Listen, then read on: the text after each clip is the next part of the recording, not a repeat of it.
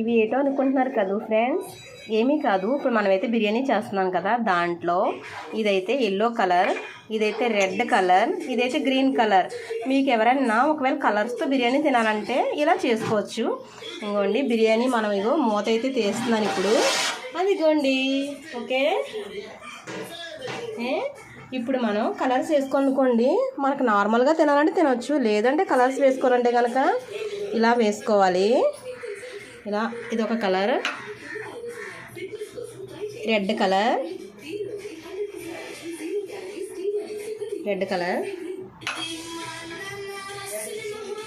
Green colour, చూసారా green colour. Okay, ఇప్పుడైతే మనం వెంటనే మూత పెట్టేసుకోవాలి. మూత పెట్టేసుకొని